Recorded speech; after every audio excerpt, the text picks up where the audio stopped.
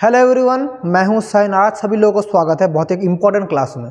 तो class 11 semester 2 thermodynamics हम लोग आज कवर करेंगे।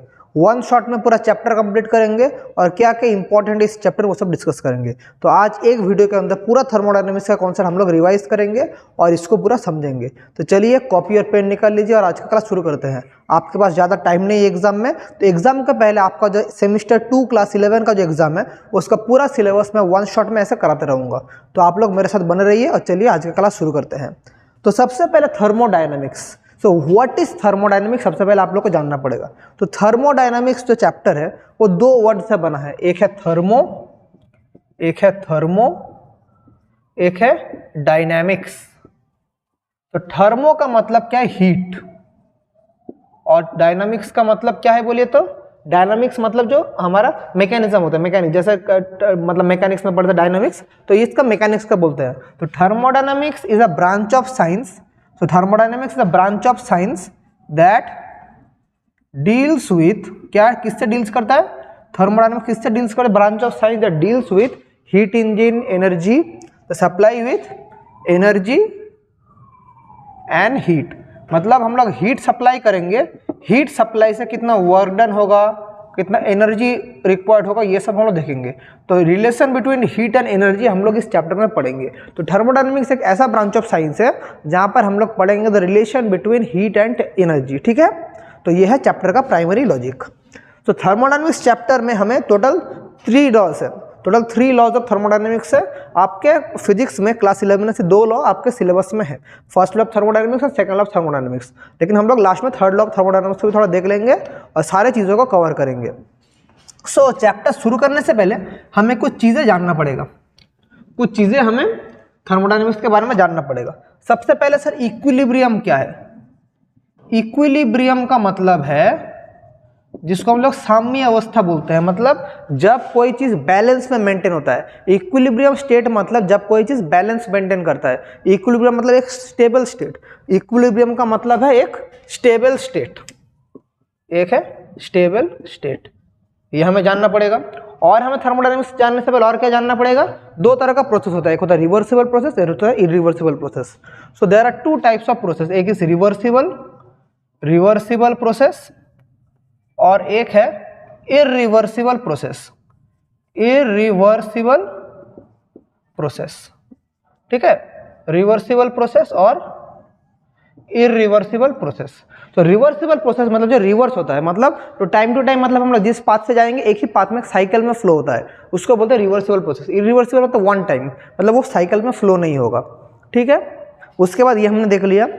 इसके बाद हमें और एक चीज़ देखना पड़ेगा, मतलब ये सिर्फ मैं बोल कर चल जा रहा हूँ, इसमें आपका क्वेश्चन में आने का भी चांस नहीं है। इसका एप्लीकेशन हम लोग करेंगे। रिवर्सिबल मतलब जो साइकिल में ऐसा करके एक साइकिल में घूम के वापस आता है, तो वर्क डन जो होता है, ये सब जो क्या है रिवर्सिबल प्रोसेस हम लोग देखेंगे।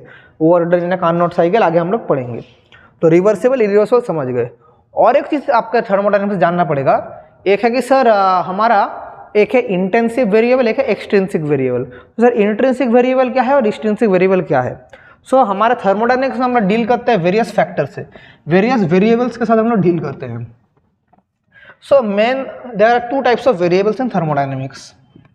सो 2 तरह का वेरिएबल्स होता है, एक होता है इंट्रिंसिक, या इसको इंटेंसिव भी बोल सकते हैं, इसको इंटेंसिव बोल सकते हैं, और एक है एक्सटेंसिव, एक होता है एक्सटेंसिव वेरिएबल। सो इंटेंसिव वेरिएबल का मतलब है ये मैटर जितने उसके अमाउंट प्रेजेंट है उसका मैटर के ऊपर डिपेंड नहीं करता। इसका मतलब है do not depend on the amount of matter present in a substance, do not depend on the amount of matter present in a substance। और एक्सटेंसिव वेरिएबल का मतलब क्या है सर, इसका मतलब है डिपेंड ऑन द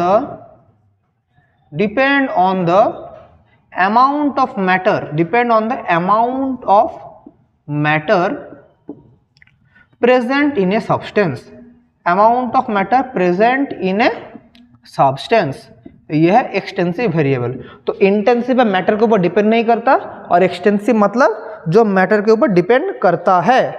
सो जैसे कि मैटर के ऊपर डिपेंड क्या क्या करता है बोलिए तो, जैसे वॉल्यूम हो गया, डेंसिटी हो गया, ये सब क्या वॉल्यूम डेंसिटी ये सब मैटर के ऊपर डिपेंड करता है। मैटर के ऊपर डिपेंड क्या नहीं करता सर, मैटर के ऊपर डिपेंड नहीं करता उसका प्रेशर, कितना हम लोग प्रेशर अप्लाई कर रहे हैं ये डिपेंड नहीं करता। तो इन सब चीज़ों को हम लोग बोलते हैं इंटेंसिव वेरिएबल, जो amount of matter in substance depend नहीं करता है। तो ऐसे अलग अलग चीज़ें, प्रेशर है, टेम्परेचर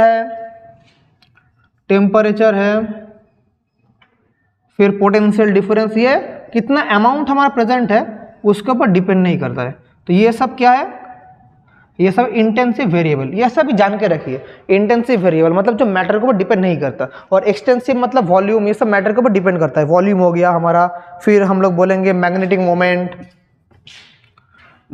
मोमेंट, फिर क्या बोलेंगे सर, इंटरनल एनर्जी। बोलेंगे सर इंटरनल एनर्जी क्या है, हमें तो एनर्जी सुना था, लेकिन सर इंटरनल एनर्जी क्या है, तो इंटरनल एनर्जी को हम लोग पढ़ेंगे, आपका थर्मोडायनेमिक्स का पार्ट है इंटरनल एनर्जी, इसको हम लोग पढ़ेंगे अच्छे से, व्हाट इज इंटरनल एनर्जी। लेकिन ये क्या है, ये सब है एक्सटेंसिव वेरिएबल, मतलब इंटरनल एनर्जी डिपेंड करता है कितना अमाउंट ऑफ मैटर उसके अंदर प्रेजेंट है। और एक्सटेंसिव वेरिएबल में क्या हो जाएगा सर, ये हुआ, फिर हमारा पोटेंशियल डिफरेंस के अलावा हमारा सरफेस टेंशन, ये अलग अलग चीज़ जो है, सरफेस टेंशन, ये सब क्या है, सब एक्सटेंसिव इंटेंसिव वेरिएबल है। तो मेन जो डिफरेंस है इंटेंसिव और एक्सटेंसिव में, इंटेंसिव मतलब जो डिपेंड करता है अमाउंट ऑफ मैटर, और एक्सटेंसिव है जो डिपेंड नहीं करता अमाउंट ऑफ मैटर के ऊपर। ठीक है, ठीक है। तो ये कुछ बेसिक चीज़ें हैं, और कुछ बेसिक चीज़ें हम लोग जान लेंगे, उसके बाद हम लोग आगे बढ़ेंगे। उसके बाद हम लोग को जानना पड़ेगा सर स्टेट फंक्शन क्या है और पाथ फंक्शन क्या है, इन दोनों चीज़ों को हमें जानना पड़ेगा। What is state function, what is path function. So सबसे पहले पाथ फंक्शन सर किसे बोलेंगे, पाथ फंक्शन का मतलब है डिपेंड्स ऑन द पाथ, किस पाथ से हमारा फ्लो हो रहा है उसको डिपेंड करेगा। द वेरिएबल या the quantity that depends on the path of flow is called path function. जिस पाथ से फ्लो करता है उसके ऊपर डिपेंड करता है, उसको क्या बोलते हैं, पाथ फंक्शन। और जो पाथ के ऊपर डिपेंड नहीं करता उसे क्या बोलेंगे हम लोग, उसे बोलेंगे स्टेट फंक्शन। सो पाथ फंक्शन का एग्जांपल अगर आप लोगों को बोलूं, क्या है बोलिए तो, पाथ फंक्शन का एग्जांपल पाथ के ऊपर डिपेंड करता है, तो पाथ के ऊपर डिपेंड करता है हमारा वर्क डन। इसका एग्जांपल होगा work done is a path function. और हम अगर स्टेट फंक्शन का बात बोले, व्हाट इज स्टेट फंक्शन, तो स्टेट फंक्शन है कि that do not depends the quantity that do not depend on the path but only on initial and final state। उसको क्या बोलेंगे, final state is called state function, उसको बोलेंगे state function. मतलब जैसे वर्क डन क्या है, अगर वर्क डन हमारा ऐसा फ्लो हो रहा है तो हम पूरा किस पाथ से वर्क डन हो उसको हमें चाहिए, किस पाथ से होगा। अगर फुल सर्कल में वर्क डन होता है तो वर्क डन 0 होता है, लेकिन हमारा स्टेट फंक्शन का मतलब है इनिशियल और फाइनल पॉइंट को चाहिए। मतलब यहाँ से यहाँ पर अगर मुझे चाहिए एक स्टेट फंक्शन, तो यहाँ पर और यहाँ पर के बीच में रिलेशन से मुझे बन जाएगा, इसको इनिशियल बोलते हैं, इसको फाइनल बोलते हैं। तो स्टेट फंक्शन का मतलब है इनिशियल और फाइनल के ऊपर डिपेंड करता है। इसका एग्जाम्पल क्या होगा, स्टेट फंक्शन का एग्जाम्पल बोलिए क्या होगा, हीट होगा। Heat is a state function. Heat depend करता है टेम्परेचर डिफरेंस के ऊपर, कितना टेम्परेचर डिफरेंस है, लेकिन किस पाथ से फ्लो कर रहा है इसके ऊपर हीट फ्लो डिपेंड नहीं करता। तो हीट क्या है, heat is a state function. इसके अलावा भी और क्या स्टेट फंक्शन है सर, इसके अलावा थोड़ी देर पहले जिसका नाम बोला था इंटरनल एनर्जी। इंटरनल एनर्जी भी सर क्या है, इंटरनल एनर्जी भी हमारा क्या है बोलिए तो, इंटरनल एनर्जी भी हमारा स्टेट फंक्शन है। तो तब से सर इंटरनल एनर्जी बोला जा रहा है। अब इंटरनल एनर्जी क्या है इसको तो थोड़ा समझाइए। ठीक है, आप लोग जो बोल रहे हैं मैं समझा दूंगा। अभी हम लोग देखेंगे कि इंटरनल एनर्जी क्या है, समझ पाए। तो पाथ फंक्शन क्या है, जो पाथ के ऊपर डिपेंड करता है। स्टेट फंक्शन क्या है, जो हमारा इनिशियल फाइनल के ऊपर डिपेंड करता है। वर्क डन हो गया, इसके अलावा क्या होगा बोलिए तो पाथ फंक्शन। वर्क डन के बाद हमारा जो पोटेंशियल एनर्जी है, पोटेंशियल एनर्जी हमारा एक पाथ फंक्शन है। तो ये सब चीज़ें हमारा क्या है, पाथ फंक्शन। आपके एग्जाम में आ सकता है what is path function, what is state function. ठीक है, तो चलिए आगे बढ़ते हैं। इसके बाद हम लोग कवर करेंगे कि सर इंटरनल एनर्जी, तब से बोल रहे इसको समझाइए तो क्या है internal energy. Internal energy is very simple thing. अगर आपको मैं बोलूँ आसान भाषा में, internal energy nothing but the sum of internal energy. Internal energy is nothing but the, इसको हम लोग कैपिटल यू से डिनोट करते हैं, it is the sum of the total kinetic energy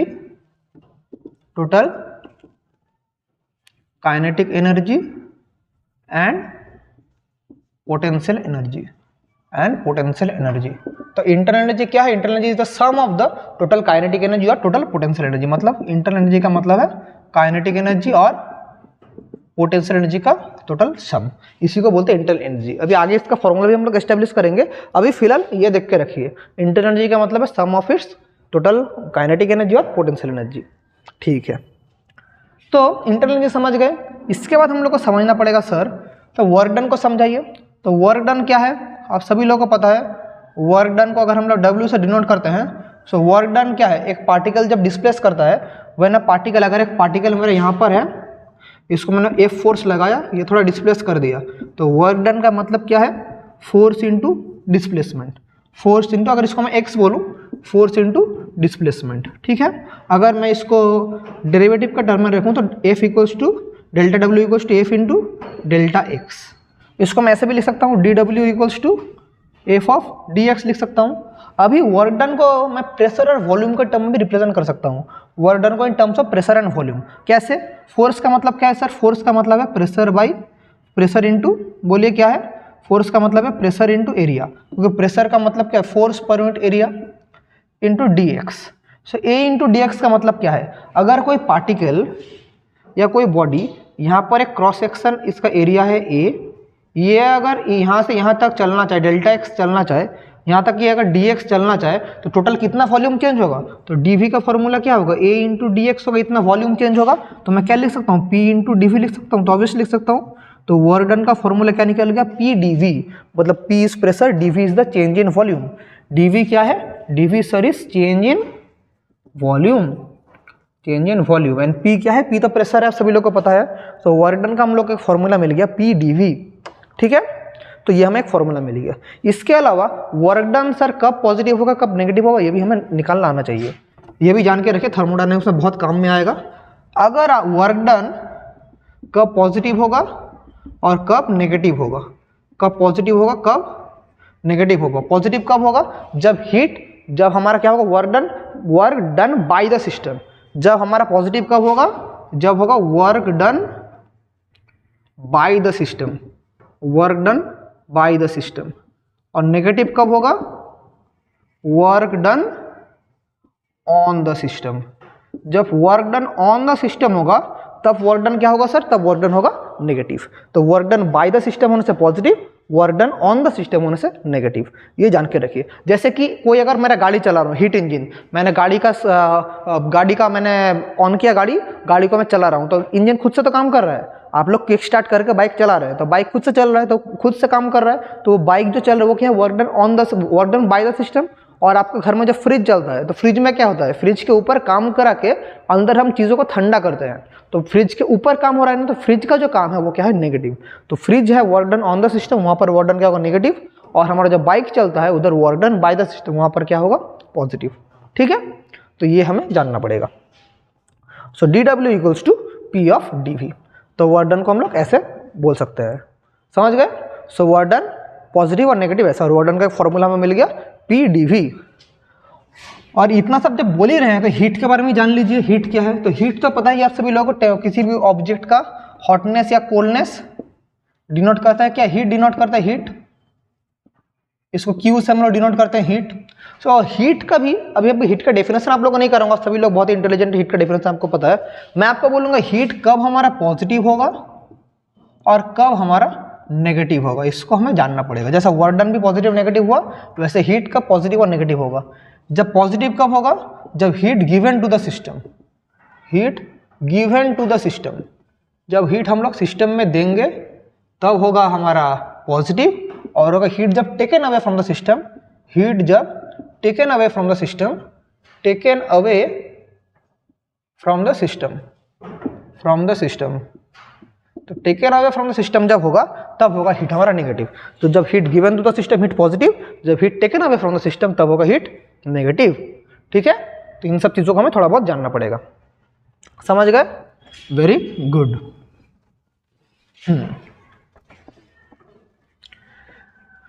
तो ये हमने जाना। अभी देखिए हीट समझ गए, इंटरनल एनर्जी समझ गए और हम लोग वर्क डन समझ गए। अभी थर्मोडायनेमिक्स का फर्स्ट लॉ जानने से पहले उसका पहले थर्मोडायनेमिक्स का एक बेसिक लॉ है, that is zeroth law of thermodynamics. तो पहले उसको जानेंगे कि जीरोथ लॉ ऑफ थर्मोडायनेमिक्स क्या है, फिर आगे हम लोग फर्स्ट लॉ ऑफ थर्मोडायनेमिक्स पढ़ेंगे। तो पहले देख लेते हैं what is zeroth law of thermodynamics. बोलेंगे सर ये क्या लॉ है? बहुत ही सिंपल लॉ है, देख लेते हैं क्या है सर। तो हेडिंग कीजिए जीरोथ लॉ ऑफ थर्मोडायनेमिक्स। यह है zeroth law of thermodynamics. Zeroth law of thermodynamics पहले हम लोग फिगर बना के आप लोगों को समझा देते हैं, फिर आप लोगों को मैं इसका स्टेटमेंट लिखाऊंगा। अगर हमारे पास ऐसे तीनों सिस्टम है, ऐसा करके हमारा एक सिस्टम है,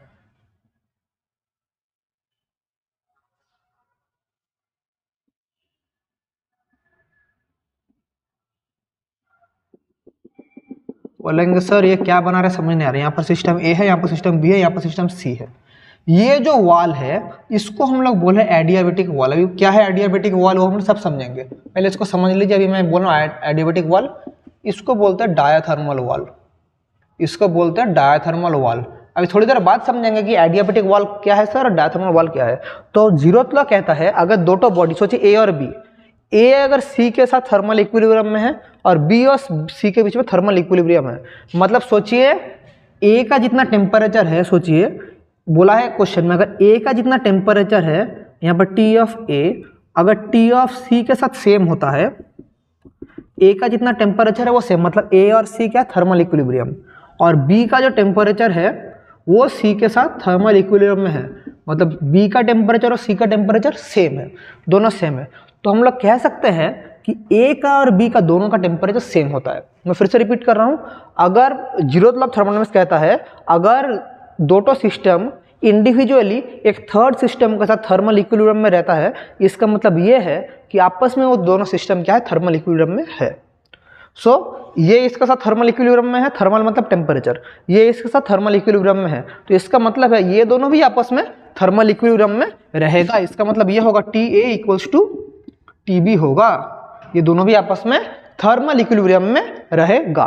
तो इसका स्टेटमेंट क्या होगा, if two systems are individually in thermal equilibrium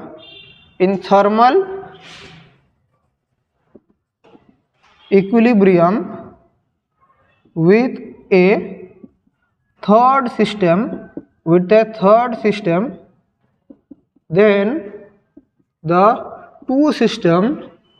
then the two systems must be in thermal equilibrium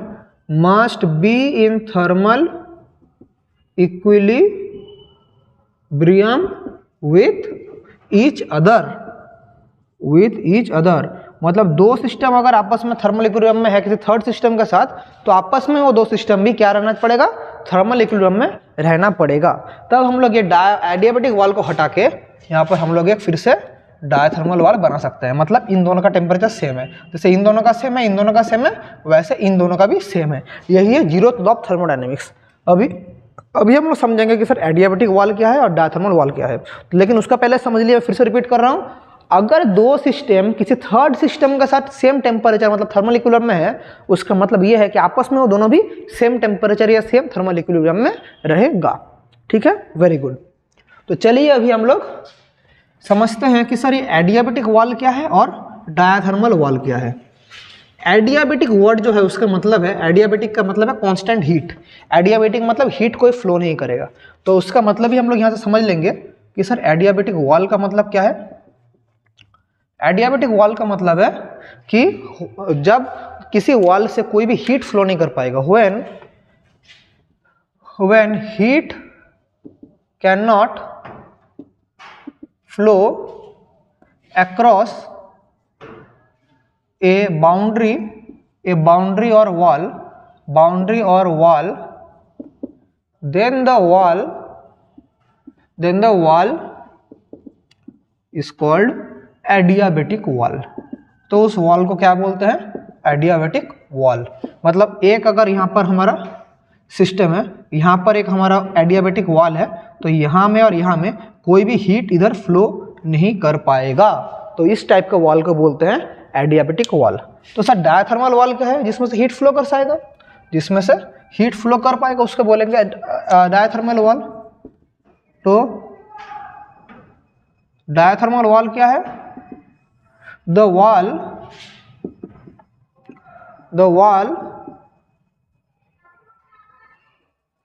through which heat can flow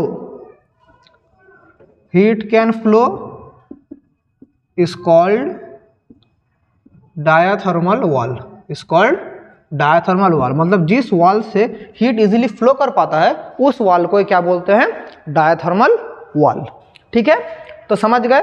मतलब डायथर्मल वॉल अगर है यहाँ पर ऐसे करके ये डायथर्मल वॉल है, तो यहाँ से और यहाँ से हीट आपस में फ्लो कर सकता है। तो हीट फ्लो कर पाएगा तो डायथर्मल वॉल, हीट नहीं फ्लो कर पाएगा तो क्या है? Adiabatic wall. समझ गए? Very good. तो यहाँ तक क्या क्या डाउट है नीचे कमेंट में लिखिए। अगर डाउट नहीं है तो बहुत अच्छा, दिमाग में आपके घुस रहा है। सो अभी हम लोग थोड़ा आगे बढ़ेंगे। तो इसके बाद हम लोग अभी कवर करेंगे, क्या करेंगे सर? कवर। इसके बाद हम लोग करेंगे क्या? First law of thermodynamics. बोलेंगे अभी आया मजा, फर्स्ट लॉ ऑफ थर्मोडायनेमिक्स अभी सीखने जा रहे हैं। तो देखिए क्या है first law of thermodynamics? Very easy.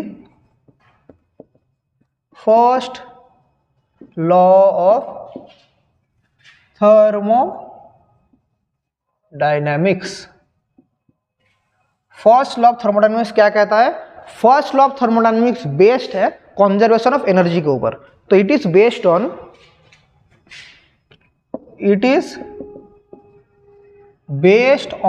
The principle of conservation of energy.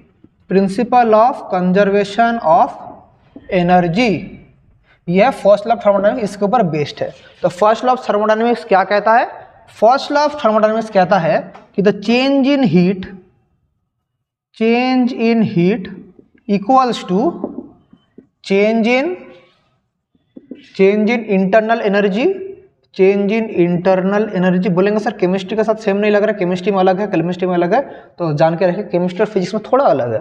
Change in internal energy plus work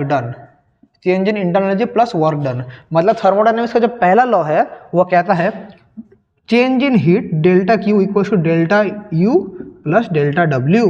या इसको इस फॉर्म में भी लिख सकते हैं d Q equals to d U plus d W, या d Q equals to d U plus P D we.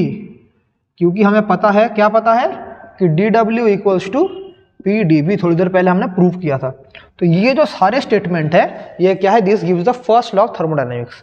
अभी केमिस्ट्री में आप लोग देखेंगे सर, केमिस्ट्री में तो हम लोग ये पढ़े थे, जिन लोग केमिस्ट्री अच्छे से पढ़े हैं। तो केमिस्ट्री में देखिए, केमिस्ट्री में याद कीजिए आपने पढ़ा था, केमिस्ट्री में क्या पढ़ा था? U equals to Q plus W. याद कीजिए आपने केमिस्ट्री में ये वाला पढ़ा था, लेकिन फिजिक्स में चेंज हो गया। तो केमिस्ट्री फिजिक्स में ये डिफरेंस क्यों होता है?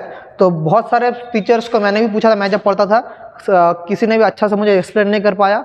बाद में मैंने दूसरा बहुत जगह रिसर्च किया और लास्ट में मुझे जो कंक्लूजन मिला, मैं गलत भी हो सकता हूँ, लेकिन मुझे जो कंक्लूजन मिला, केमिस्ट्री में जो वर्क डन होता है, केमिस्ट्री का work done on the system होता है। तो केमिस्ट्री में वर्क डन क्या होता है? नेगेटिव होता है, इसलिए हमारा यहाँ का वर्क डन इधर चल जाता है और U इक्वल्स टू होता है। और फिजिक्स में ज़्यादातर क्या होता है? Work done by the system, इसलिए स्टेटमेंट हम लोग ऐसे लिखते हैं। ये मैंने सोचा हूँ, अब ये सही है कि गलत है ये मुझे नहीं पता, लेकिन ये अभी जान के रखिए। अगर कुछ भी दिमाग में नहीं घुस रहा है तो छोड़ दीजिए, आप लोग सिर्फ इसी को याद करके रखिए। This is the first law of thermodynamics. अब इसका एप्लीकेशन हम लोग करेंगे, कहाँ पर काम आता है हम लोग देखेंगे। लेकिन हम लोग क्या कर रहे हैं अभी, आपके एग्जाम सेमेस्टर 2 के बेस करके हम लोग पढ़ रहे हैं और वन शॉट में पढ़ रहे हैं। तो जो जो इंपॉर्टेंट है हम लोग उसी चीज़ को कवर करेंगे। अभी पूरा हम लोग डिटेल्स में नहीं घुस रहे हैं, क्योंकि हर एक चीज़ को पढ़ेंगे तो आपको एग्जाम में उतना इंपॉर्टेंट में और एग्जाम में कवर नहीं कर पाएंगे। आपके एग्जाम के लिए जो जो इंपॉर्टेंट है मैं उसी चीज़ को करा रहा हूँ। तो चलिए आगे बढ़ते हैं। तो फर्स्ट लॉ ऑफ थर्मोडायनेमिक्स का अगर एप्लीकेशन बोले, टोटल इसका 4 प्रोसेस में इसका एप्लीकेशन है। 4 प्रोसेस का मतलब क्या है सर, यहाँ पे टोटल 4 प्रोसेस है। क्या क्या प्रोसेस? एक है एडियाबेटिक प्रोसेस, एडियाबेटिक प्रोसेस, एक है आइसोथर्मल प्रोसेस, एक है आइसोथर्मल प्रोसेस, एक है हमारा isochoric, isochoric process, isochoric process, और एक है आइसोबारिक प्रोसेस। सो आपके इन चारों में आपका इंपॉर्टेंट है एग्जाम के लिए एडियाबेटिक और आइसोथर्मल। इन नीचे का दोनों से कोई भी क्वेश्चन नहीं आएगा। एडियाबेटिक मतलब जब हमारा हीट हमारा कांस्टेंट होता है, हीट फ्लो कांस्टेंट होता है। आइसोथर्मल मतलब जब हमारा क्या कांस्टेंट होता है बोलिए तो? आइसोथर्मल मतलब जब टेम्परेचर हमारा कांस्टेंट होता है। आइसोकोरिक मतलब जब हमारा क्या कांस्टेंट होता है? आइसोकोरिक मतलब वॉल्यूम हमारा कांस्टेंट होता है। और आइसोबारिक मतलब जब हमारा प्रेशर हमारा कांस्टेंट होता है। सो हीट कांस्टेंट होता है एडियाबेटिक में, आइसोथर्मल में टेम्परेचर कांस्टेंट होता है, आइसोकोरिक में वॉल्यूम कांस्टेंट होता है, और आइसोबारिक में प्रेशर हमारा कांस्टेंट होता है। समझ गए? ठीक है। सो अभी हम लोग एक एक प्रोसेस शुरू करेंगे। तो कहाँ से शुरू करेंगे सर? हम लोग आइसोथर्मल से शुरू करेंगे। तो आइसोथर्मल से चलिए शुरू करते हैं। फर्स्ट लॉ ऑफ थर्मोडायनेमिक्स का एप्लीकेशन करके हम लोग आइसोथर्मल प्रोसेस अभी पढ़ेंगे। तो देख लीजिए क्या है आइसोथर्मल प्रोसेस। सो हेडिंग कीजिए number 1, isothermal process. Isothermal process मतलब टेम्परेचर हमारा कांस्टेंट। टेम्परेचर कांस्टेंट का मतलब ही क्या है? dt हमारा 0 है। अगर t कांस्टेंट होता है तो dt हमारा 0 होता है। ठीक है। सो हम सभी लोगों को पता है आइसोथर्मल का इक्वेशन क्या होगा सर? हम लोगों को पता है PV इक्वल्स टू क्या होता है? RT। अभी t कांस्टेंट R कांस्टेंट है तो यहाँ पर ये वाला कांस्टेंट हो जाएगा। तो आइसोथर्मल का इक्वेशन क्या हो गया? PV equals to constant. ये है आइसोथर्मल का equation, PV equals to constant. इसके बाद हम लोग देखेंगे कि आइसोथर्मल में फर्स्ट लॉ ऑफ थर्मोडायनेमिक्स अगर यूज़ करते हैं तो कैसे यूज़ करेंगे। हम लोग को पता है कि dq equals to du plus p dv, ये होता है फर्स्ट लॉ ऑफ थर्मोडायनेमिक्स। ठीक है। अभी देखिए आइसोथर्मल प्रोसेस में क्या होता है। आइसोथर्मल प्रोसेस में हमारा जान के रखिए कि dt हमारा 0 होता है, हमारा dt 0 होता है। सो हम लोग यहाँ से p dv का मतलब ही क्या है सर? p dv का मतलब ही है r dt। p dv का मतलब ही मैं अगर देखूँ pv इक्वल्स टू RT, तो अगर मैं p dv करता हूँ, देखिए अगर मैं p dv करता हूँ तो r dt हो जाएगा, तो ये पार्ट क्या होगा? 0 हो जाएगा। सो अगर 0 हो गया तो क्या होगा? du plus 0।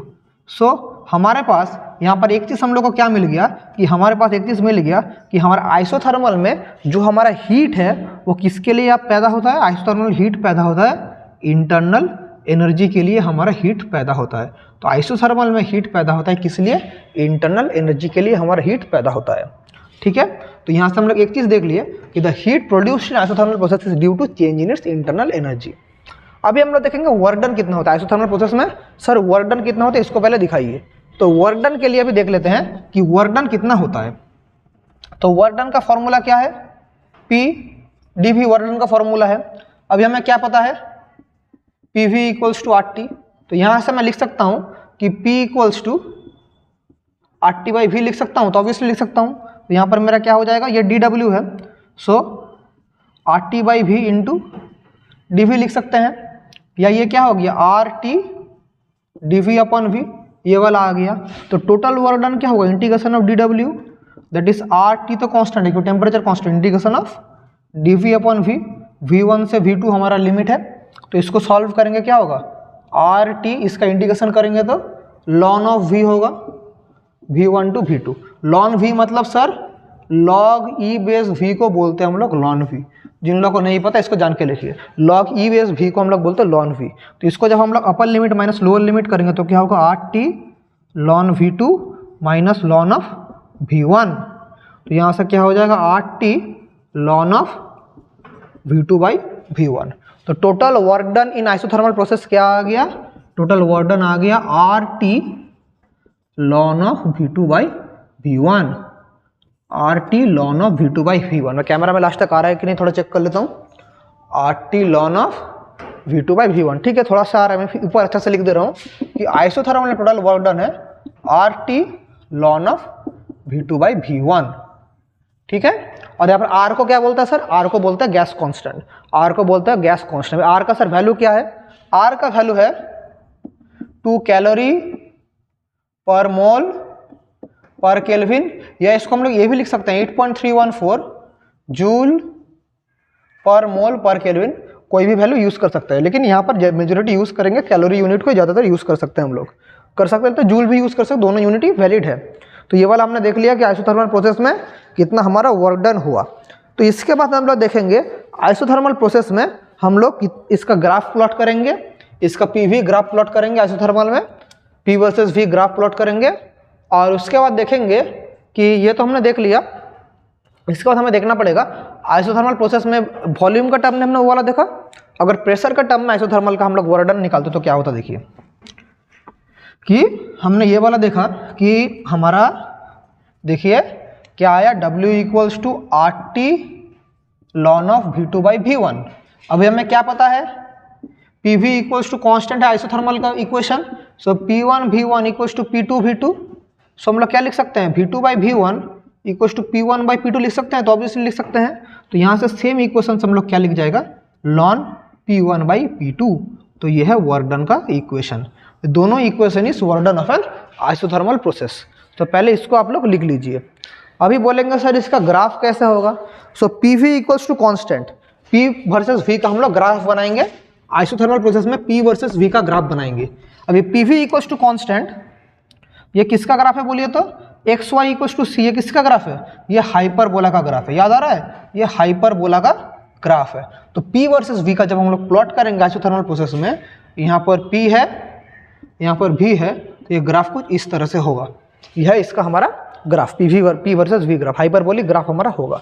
तो ये P वर्सेस V ग्राफ। और एक चीज़ आपका क्वेश्चन आ सकता है कि आइसोथर्मल प्रोसेस स्लो होता है या फास्ट होता है, तो जान के रखिए आइसोथर्मल प्रोसेस होता है slow, isothermal process is a slow process, ठीक है, तो isothermal process is a slow process, ठीक है। तो अभी चलिए आगे बढ़ते हैं, हम लोग जाएंगे एडियाबेटिक प्रोसेस में। आपको अलग अलग वॉल्यूम दे देगा, उसका रेस्पेक्ट में आपको मतलब वर्क डन निकालना पड़ेगा आइसोथर्मल प्रोसेस में। तो आइसोथर्मल देख लिए, अभी हम लोग पढ़ेंगे क्या प्रोसेस सर, एडियाबेटिक प्रोसेस अभी हम लोग पढ़ेंगे। तो चलिए देख लेते हैं कि एडियाबेटिक प्रोसेस क्या है। Number 2 is adiabatic process. Adiabatic process, so adiabatic process क्या कहता है, एडियाबेटिक प्रोसेस मतलब हीट हमारा कांस्टेंट रहता है, हीट कांस्टेंट रहता है, मतलब dq इक्वल्स टू हमारा क्या हो जाता है, 0 हो जाता है। एडियाबेटिक प्रोसेस में dq हमारा 0 हो जाता है। तो जान के रखिए कि dq 0, तो हमारा यहाँ पर क्या होगा, हमें थर्मोडायनामिक्स का पहला लॉ क्या पता है, dq equals to du plus dw, तो यहाँ पर dq हमारा 0 है, सो dw इक्वल्स टू क्या हो जाएगा, माइनस ऑफ du। तो यहाँ पर हमारा जो वर्क हीट हमारा 0 होगा, और वर्क डन किसके लिए होगा, इंटरनल एनर्जी का चेंज के लिए होगा। उधर क्या था, हीट हुआ था इंटरनल एनर्जी का चेंज के लिए, इधर वर्क डन होगा इंटरनल एनर्जी का चेंज के लिए होगा। और आइसोथर्मल का तो इक्वेशन हमने देखा था PV equals to constant. Adiabatic का जो इक्वेशन है इसको जान के रखिए, एडियाबेटिक का जो इक्वेशन है वो है PV to the power gamma equals to constant. बोलेंगे सर ये गामा कहाँ से आ गया सर, अभी गामा का मतलब क्या है, तो गामा एक गैसियस कांस्टेंट है, गामा का मतलब है Cp बाई CV। बोलेंगे सर गामा का मतलब भी नहीं पता, तब Cp क्या लिख दिए, तो अभी उसी चीज़ को आप लोगों को बोलूँगा मैं। Cp का मतलब है molar specific heat, molar specific heat at constant pressure, और CV क्या है, molar specific heat at constant volume, molar specific heat at constant volume, ठीक है। तो Cp है molar specific heat at constant pressure, और Cb है molar specific heat at constant volume. अभी गामा का अलग अलग डायटोमिक, मोनोएटोमिक, ट्राइएटोमिक के अलग अलग वैल्यू है, वो हम लोग निकालना आपको सिखाएंगे, आगे सिखाएंगे। पहले जान के रखिए गामा एक टर्म है, गैस कांस्टेंट है, तो gamma is the ratio of the molar specific heat at constant pressure and constant volume. अभी ये दोनों क्या है इसको भी हम लोग समझेंगे। आपने टेम्पर हीट में पढ़ा था, H equals to mHT specific heat पढ़ा था, तो वही स्पेसिफिक हीट जब कांस्टेंट प्रेशर में होगा तो उसको Cp बोलते हैं, और जब स्पेसिफिक हीट कांस्टेंट वॉल्यूम में होगा उसको हम लोग Cv बोलते हैं, ठीक है। तो P/V to the power gamma हमारा कांस्टेंट हो रहा है, तो P/V to the power gamma adiabatic equation हमारा कांस्टेंट हो रहा है। अभी देखिए ये तो हम लोग समझ गए इसका इक्वेशन।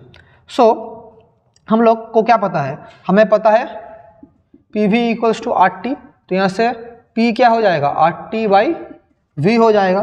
तो इसको हम लोग ऐसे भी लिख सकते हैं R T by V into V to the power gamma equals to constant, R तो कॉन्स्टेंट उधर ले जा सकते हैं, so T into V to the power gamma minus one equals to constant.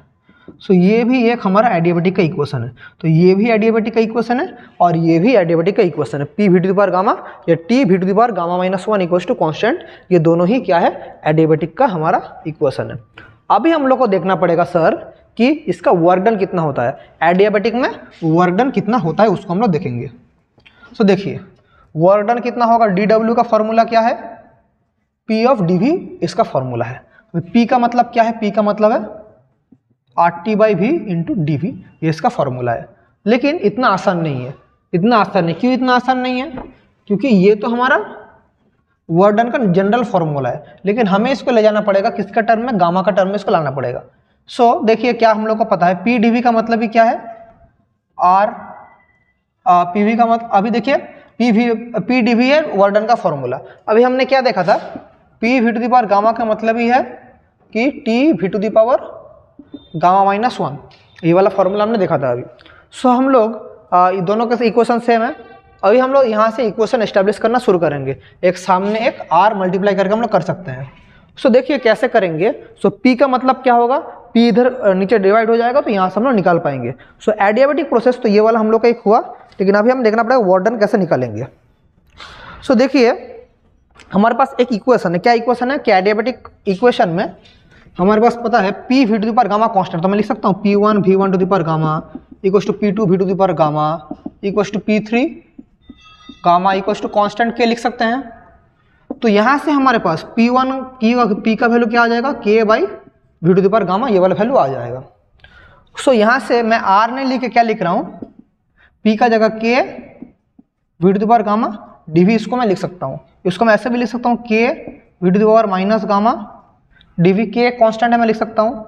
So ये डी डब्ल्यू है, both side अगर मैं इंटीग्रेशन करूँ सो क्या हो जाएगा सर, सो ये v1 से v2 इसका लिमिट होगा इधर w K v2 the power minus gamma plus one by minus gamma plus one by v1 to v2 limit होगा। सो इसको अगर मैं बाहर ले लूँ k by one minus gamma equals to v2 to the power minus gamma plus one minus v1 to the power minus gamma plus one. इसको मैं ऐसे भी लिख सकता हूँ k to the power one minus gamma v2 to the power one minus gamma minus v1 to the power one minus gamma में लिख सकता हूँ। ठीक है, तो ये वाला हमारा वर्क डन का एक फॉर्मूला आया, लेकिन हम लोग इस फॉर्मूला में नहीं रखेंगे, इसको और सिंप्लीफाई करेंगे। सो देखिए हम लोग के पास क्या है कि P1 V1 ये वाला जब यहाँ पर तो हम लोग को मिला था P equals to K by V to the power gamma. So अभी देखिए हम अलग अलग टेम्परेचर में देख रहे हैं। सो देखिए P1 V1 to the power gamma का वैल्यू भी के है, P2 V to the power gamma का वैल्यू भी के है। तो हम लोग क्या लिख सकते हैं, अगर हम लोग देखें ये वाला वैल्यू है, ये वाला P1 का मतलब क्या है, P1 का मतलब है P का मतलब P V equals to R T, तो P का मतलब है आर टी बाई वी हम लोग बोल सकते हैं। तो इसका मतलब है R T one by V one into V one to the power gamma equals to K. तो यहाँ से देखिए आर को अगर हम लोग रखें यहाँ पर, so R T one to the power V one to gamma minus one, एक इक्वेशन यहाँ पर gamma minus one equals to K. तो यहाँ पर क्या होगा, देखिए कि यहाँ पर gamma minus one are T one है इधर। सो देखिए यहाँ पर गामा माइनस वन है, सो के का वैल्यू क्या हो जाएगा, के का वैल्यू है यहाँ पर जो के है एक का term R T one V one to the power gamma minus one. Similarly इधर भी अगर हम लोग सॉल्व करें तो क्या आएगा, R T two V two to the power gamma equals to K. तो यहाँ पर क्या आ जाएगा, R T two V two, यहाँ पर वी वन है, V to the power gamma minus one equals to K. तो देखिए दोनों टर्म के का वैल्यू आ रहा है। तो यहाँ पर अगर मैं के को मल्टीप्लाई करूँ, देखिए ऊपर मैं लिखूंगा, सो मैं यहाँ पर ले जाके अगर के को मल्टीप्लाई करूँ तो क्या होगा, one minus gamma K V to one minus gamma minus K V one one minus gamma, ये वाला हो रहा है। सो देखिए वहाँ पर गामा माइनस वन, यहाँ पर वन माइनस गामा आ रहा है। सो यहाँ पर अगर मैं माइनस कॉमन ले लूँ या मैं के का वैल्यू पुट कर दूँ, यहाँ पर वन माइनस गामा, उधर मैं के का वैल्यू पुट कर दूँ, के का वैल्यू अगर ये वाला मैं पुट कर दूँ तो क्या पड़ा रहेगा, R T one V one to the power gamma minus one into V one to the power one minus gamma, ये वाला पड़ा रहेगा। माइनस माइनस देखिए यहाँ पर मैं अगर पुट करूँ, यहाँ पर V2 था, सॉरी यहाँ पर V2 था तो ये वाला वैल्यू पुट होगा, यहाँ पर V2 था तो ये वाला वैल्यू पुट होगा। माइनस देखिए K का वैल्यू क्या है, ये वाला RT1 V1 to the power देखिए क्या है gamma minus 1 into V1 to the power क्या है ये वाला 1 माइनस गामा, ये वाला पूरा वैल्यू आ रहा है। ठीक है, तो अब इसको सॉल्व करेंगे, देखिए क्या होगा सॉल्व करने के बाद 1/1 माइनस गामा, देखिए दोनों में R कॉमन है तो R को मैं बाहर निकाल सकता हूँ। तो क्या पड़ा है T2, अभी देखिए V2 to the power 1 minus gamma, तो V2 to the power gamma minus 1 multiply है तो प्लस 1 माइनस गामा, तो ये वाला कट गया, minus T1 V1 to the power gamma minus 1 multiply है मतलब ऊपर ऐड हो जाएगा 1 माइनस गामा, सो क्या होगा दिस कट गया, तो क्या पड़ा है sir R/1 minus gamma T2 V2 to the power 0 minus T1 V1 to the power 0, something to the power 0 का वैल्यू क्या होता है 1 होता है, सो क्या वैल्यू होगा R/1 minus gamma T2 minus T1, या मैं इसको ऐसे लिख सकता हूँ R/गामा माइनस 1 T1 माइनस T2, ये दोनों ही वर्क डन का फॉर्मूला है। तो this is the work done in an adiabatic process. तो अल्टीमेटली हमें ये फॉर्मूला जानना पड़ेगा R/गामा माइनस 1 T2 माइनस T1 या T1 माइनस T2, ये फॉर्मूला हमें जानना पड़ेगा। This is the required work done in adiabatic process. ठीक है, this is the work done in adiabatic process, gamma minus 1 T1 minus T2, this is the required work in adiabatic process. Very very important equation, this is the work done in adiabatic process. ठीक है, तो ये हमने देख लिया कि adiabatic process में कितना वर्क डन होता है। सो अल्टीमेटली ये वाला, इसको प्रूव करने के लिए भी एग्जाम में आ सकता है, हमने निकाल के भी दिखा दिया कैसा होता है और इसका प्रूव कैसा होता है वो भी आप लोग को पता है। तो this is the required work done in adiabatic process. ठीक है, तो चलिए अभी आगे बढ़ते हैं और इसका ग्राफ करते हैं। जैसे आइसोथर्मल में पीवी ग्राफ था वैसे एडियाबेटिक में भी पीवी ग्राफ होगा। तो कैसे एडियाबेटिक में पीवी ग्राफ होता है देखिए। सो एडियाबेटिक का भी पीवी ग्राफ सेम होता है, वो भी हाइपोथर्मल मतलब हाइपरबोलिक ग्राफ है। एडियाबेटिक का भी ग्राफ कुछ ऐसा होता है, मतलब ये भी एक हाइपरबोलिक ग्राफ है, ये भी क्या ग्राफ है हाइपरबोलिक।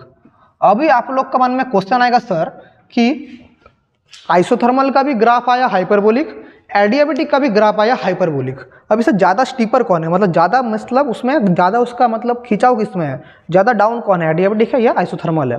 तो चलिए उसको देख लेते हैं कि कौन ज़्यादा स्टीपर है, एडियाबेटिक ज़्यादा स्टीपर है या आइसोथर्मल ज़्यादा स्टीपर है। सो अभी हम लोग देखेंगे उसको। सो ये भी एक वेरी वेरी इंपॉर्टेंट प्रूफ है कि कौन ज़्यादा स्टीपर है, एडियाबेटिक ज़्यादा स्टीपर है या हमारा आइसोथर्मल ज़्यादा स्टीपर है। तो देखिए हमें क्या पता है आइसोथर्मल प्रोसेस में क्या होता है कि नॉर्मल आइसोथर्मल प्रोसेस में हमें थर्मोडायनामिक्स का पहला लॉ क्या कहता है, और देखिए हमें पीवी इक्वल्स टू कॉन्स्टेंट हम लोग को पता है। तो अगर मैं इसको डिफरेंशिएट करूं तो P D V plus V D P equals to क्या होगा 0 होगा। तो यहाँ पर हम लोग क्या करेंगे, तो यहाँ पर अगर हम लोग D P by D V करें तो यहाँ पर अगर हम लोग डी पी मतलब इसको अगर उधर लेकर जाए इसको, तो मतलब इधर रखेंगे V D P equals to minus P D V होता है।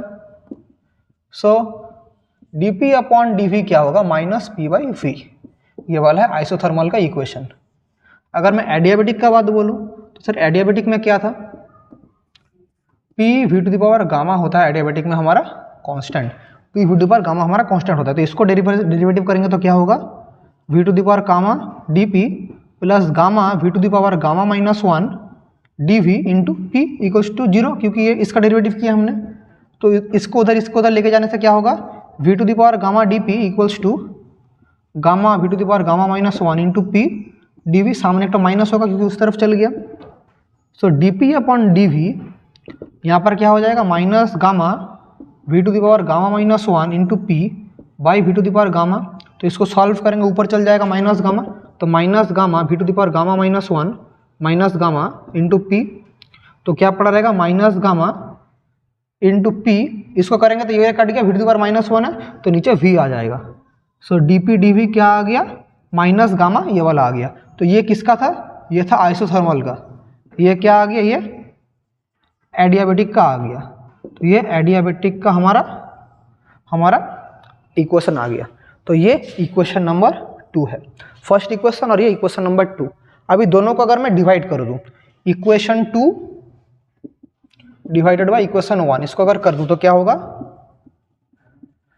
dp dv adiabatic divided by dp dv isothermal क्या पड़ा रहेगा, minus gamma p by V by minus p by V. तो दोनों कट गया, माइनस माइनस कट गया, क्या पड़ा है, गामा पड़ा है।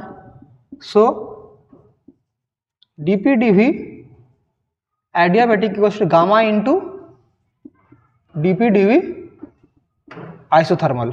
सो ये dp dv एडियाबेटिक क्या है, this is the slope of the क्या, this is the slope of adiabatic curve. तो मतलब क्या हो गया, स्लोप ऑफ एडियाबेटिक क्या है, equals to gamma into slope of isothermal. तो इसका मतलब कौन ज्यादा है, एडियाबेटिक ज्यादा है कि आइसोथर्मल ज्यादा है, तो इसका मतलब एडियाबेटिक का स्लोप ज्यादा है क्योंकि गामा इंटू कर रहे हैं हम लोग। सो इसलिए कौन ज्यादा स्टीपर होगा, तो हमारा स्टीपर कौन होगा, एडियाबेटिक इज मोर स्टीपर, क्योंकि ये है और ये वेरी इंपॉर्टेंट एक प्रूफ है कि slope of adiabatic is gamma into slope of isothermal. तो अगर इसका हम लोग ग्राफ बनाएं, पहले इसको लिखना है तो लिख लीजिए। स्क्रीन में ठीक से आ रहा है कि नहीं, मैं एक बार चेक कर लेता हूँ स्क्रीन में ठीक से आ रहा है कि नहीं, तब तक पहले ये वाला लिख लीजिए, ठीक है, पहले ये वाला लिख लीजिए, इसके बाद हम लोग आगे बढ़ेंगे। तो स्क्रीन में ठीक से आ रहा है कि नहीं चेक कर लेता हूँ, हाँ स्क्रीन में एकदम ठीक से आ रहा है। तो चलिए आगे बढ़ते हैं। तो यहाँ तक समझ गए, तो चलिए ये वाला समझ गए, इसका ग्राफ कैसे होगा देखिए। एडियाबेटिक और आइसोथर्मल का हमने प्रूफ कर लिया, अब इसका ग्राफ देख लेते हैं। तो कौन ज़्यादा स्टीपर है, एडियाबेटिक है, तो ऐसा इधर है P, इधर है V, ये जो ग्राफ से ये है सब एडियाबेटिक, ये सॉरी आइसोथर्मल, ये T1 T2 T3 अलग अलग टेम्परेचर में, ये क्या है सब आइसोथर्मल ग्राफ। और ऐसा जो ग्राफ आ रहा है ये क्या है, एडियाबेटिक, ये Q1 Q2 Q3, ये सब क्या है, ये सब है आइसोथर्मल, ये सब है आइसोथर्मल, और ये सब क्या है, ये सब है एडियाबेटिक। तो इसका मतलब क्या हो गया सर, कि हमारा आइसोथर्मल का जो कर्व है वो एडियाबेटिक से कम है, that is adiabatic curve steeper than isothermal curve. ये वेरी इंपॉर्टेंट है, समझ गए, ये वाला एक प्रूफ आ सकता है। इसके बाद आपका और एक इंपॉर्टेंट प्रूफ है जो कि मायर्स इक्वेशन, तो उसको हम लोग देखेंगे, लेकिन उसका पहले हम थोड़ी देर पहले जो specific heat at constant volume और एट कांस्टेंट प्रेशर देखे थे उसके बारे में थोड़ा पढ़ लेते हैं। चलिए उसको थोड़ा देख लेते हैं। तो देखिए क्या हम लोग को पता है, सीपी का मतलब क्या है, सीपी का मतलब है molar specific heat at constant volume. इसका मतलब है m इंटू स्मॉल सीपी। सो m का मतलब है मास और कैपिटल CV का मतलब है m into small CV। So capital CV है molar specific heat, capital CP है मोलर स्पेसिफिक हीट, यह है molar specific heat at constant pressure, और कैपिटल CV है molar specific heat at constant volume. और जो स्मॉल CP है वो क्या है, स्पेसिफिक हीट, वो नॉर्मल स्पेसिफिक हीट है एट कांस्टेंट P। और CV क्या है, ये भी है specific heat at constant volume V। और M क्या है, मास। सो मोलर स्पेसिफिक हीट का अगर बात बोलेंगे वो m इंटू CP, और नॉर्मल स्पेसिफिक हीट का होगा ये वाला जो कैपिटल CP कैपिटल CV, इसका जो यूनिट है, इसका यूनिट क्या होगा, इसका यूनिट होगा जूल पर मोल पर केल्विन, या CGS में क्या होगा, कैलोरी पर डिग्री सेल्सियस, कैलोरी पर मोल पर डिग्री सेल्सियस, ये इसका यूनिट होगा। और जो स्मॉल CP और स्मॉल CV इसका यूनिट होगा जूल पर केजी पर केल्विन, या CGS में होगा कैलोरी पर ग्राम पर डिग्री सेल्सियस। दोनों को जो डिफरेंस समझे, ये पर मोल और ये पर हमारा ग्राम, समझ गए, पर ग्राम या पर केजी इसका चीज़ है, इसको हम लोग थोड़ा जानेंगे। इसके बारे में और थोड़ा आगे बढ़ेंगे। तो हम लोग जो देखे थे इंटरनल एनर्जी का मतलब है CVDT, ये इंटरनल एनर्जी का मतलब है CVDT, और हीट का मतलब है CPDT, dq होता है cpdt और du होता है cvdt। This is very very important equation. Change in internal energy equals to cvdt और change in heat equals to cpdt। समझ गए? ठीक है, अभी हम लोग आगे बढ़ेंगे। ये वाला देख लिया, ये वाला देख लिया, ठीक है। सो ये हमने देख लिया कि चेंज इन हीट। अभी इन सब चीज़ों को यूज़ करके हम लोग एस्टैब्लिश करेंगे मायर्स इक्वेशन। सो वो भी आपके लिए बहुत बहुत इंपॉर्टेंट है, वो भी एग्जाम में प्रूव करने के लिए आता है। तो वो क्या है देख लेते हैं। So first law of thermodynamics क्या कहता है? फर्स्ट लॉ ऑफ थर्मोडायनेमिक्स क्या कहता है कि dq equals to du plus p dv। तो हम लोग को पता है dq का जगह क्या लिख पाएंगे हम लोग? cpdt लिख सकते हैं। du का जगह क्या लिख सकते हैं? cvdt लिख सकते हैं प्लस pdv। pdv का मतलब क्या है सर? rdt हम सभी को पता है। pdv का मतलब क्या है सर? rdt हम सभी लोग को पता है। तो इधर से हम लोग अगर देखें, इसको अगर इस तरफ लेके आए तो cp minus cv dt equals to r of dt। Both side dt cancel, तो cp minus cv equals to r। या मैं अगर स्मॉल cp और स्मॉल cv लिखता हूँ तो r बाई m। इसको हम लिखेंगे जैसे कि कैपिटल cp क्या है? m इंटू स्मॉल cp और कैपिटल cv क्या है? m into small cv। ये दोनों ही को एक साथ हम लोग क्या बोलते हैं? दोनों को एक साथ हम लोग बोलते हैं मायर्स इक्वेशन। मायर्स इक्वेशन, ठीक है, इसको हम लोग बोलते हैं मायर्स इक्वेशन। ठीक है, तो हमने ये भी एस्टेब्लिश कर लिया, तो इसको बोलेंगे मायर्स इक्वेशन। ये भी आपके एग्जाम के लिए वेरी वेरी इंपॉर्टेंट है। ठीक है, वेरी गुड। सो चलिए आगे बढ़ते हैं। तो ये हुआ हमारा Mayer's equation, thermodynamics first law. तो ये हमने देख लिया। सो हमने मायर्स इक्वेशन एस्टेब्लिश कर लिया। तो अभी हम लोग इसका अप्लाई करके और हम लोग आगे बढ़ेंगे और अभी हम लोग सीखेंगे कार्नोट इंजन के बारे में थोड़ा जानेंगे। लेकिन उसका पहले थोड़ा आप लोगों को मैं इन सब चीज़ों को बता देता हूँ। सर बोलेंगे सर अभी अब गामा के बारे में बोलें, तो गामा के बारे में और थोड़ा डिटेल्स में बताइए, गामा को हम लोग कैसे कैलकुलेट करते हैं, तो उसको भी थोड़ा देख लीजिए। क्योंकि अलग अलग चीज़, गैस का गामा अलग होता है। तो गामा का मतलब है Cp बाई Cv। अभी गामा का और एक फॉर्मूला है 1 प्लस 2/f। बोलेंगे सर आपसे नया नया सिंबल लिखे जाने को समझ नहीं आ रहा। f का मतलब क्या है? f का मतलब है डिग्री ऑफ फ्रीडम। f का मतलब है degree of freedom. Degree of freedom मतलब काइनेटिक थ्योरी ऑफ गैस हम लोग जब पढ़ेंगे और डिटेल्स में पढ़ेंगे। इसका मतलब इसका जान लीजिए सिर्फ कि एक कोई भी पार्टिकल को मतलब कितना, कोई भी पार्टिकल को मूवमेंट के लिए कितना नंबर ऑफ इंडिविजुअल कोऑर्डिनेट चाहिए, ये हमें लिखना है। तो अभी हम लोग अलग अलग चीज़ को कैसे जानेंगे। तो अभी डिग्री ऑफ फ्रीडम का एक फॉर्मूला है कि 3n माइनस l, ये डिग्री ऑफ फ्रीडम का फॉर्मूला है।